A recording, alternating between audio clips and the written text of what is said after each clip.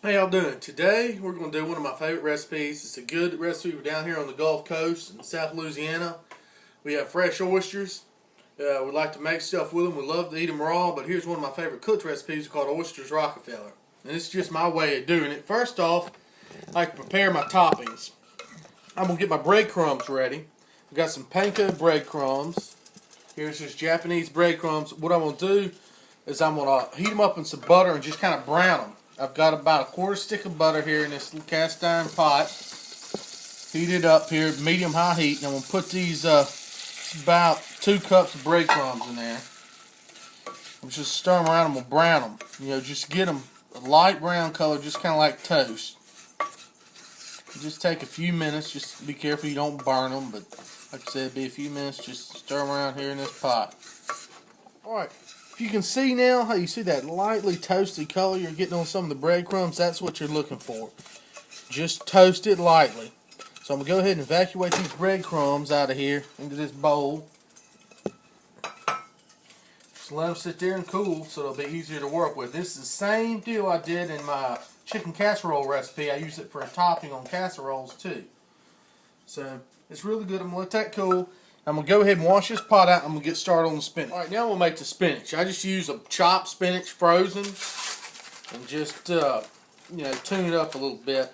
So I'll just take this block of frozen spinach, put it in the pot here. It's about pretty hot. Then I'm going to put, I've got about a cup of white wine here. I'm going to add this white wine to it. Now I've got about a quarter stick of butter. Put that in there. And a little bit of sea salt.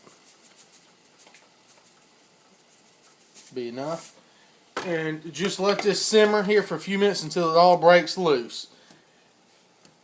Meanwhile, I've got some hollandaise sauce I just made out of a package. It was milk, butter, the hollandaise mix. I'll just kind of heat that up, stir it up. I'm going to set that to the side. I'm just going to tell you all about that. That's going to go along with the rest of these toppings. We'll go ahead and get this spinach simmered down. Like I said, just the directions off the package. And we'll get our oysters and everything when we get set up out by the grill. Alright, we got our ingredients set up outside. We just shucked to some of these oysters that we got yesterday down in Pass Christian. Fresh Pass oysters on a half shell. What I'm going to do, I'm going to just set one of these oysters up for you. How we need. I'm going to go ahead and take them out of the shell.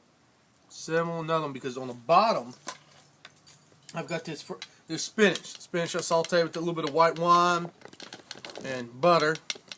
We'll take a little bit of this spinach. Put that down the bottom, just like that.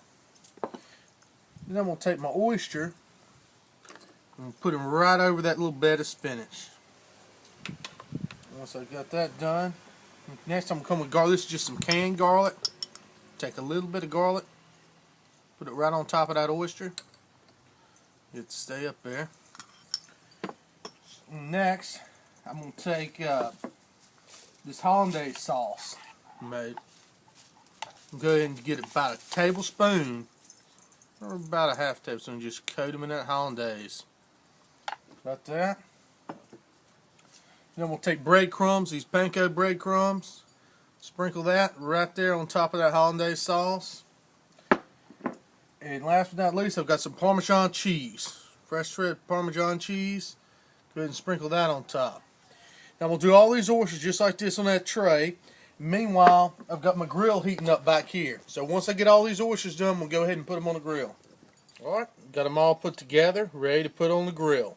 Alright, now get them on the grill.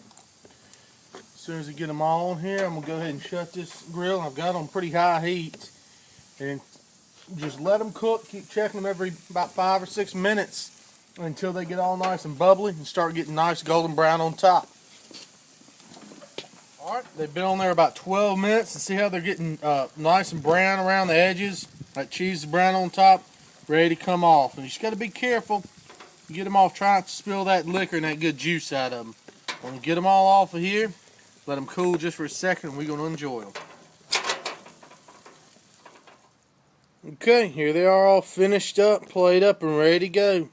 Just enjoy them with a nice cold beer. Taste of the ocean there on the Mississippi Gulf Coast.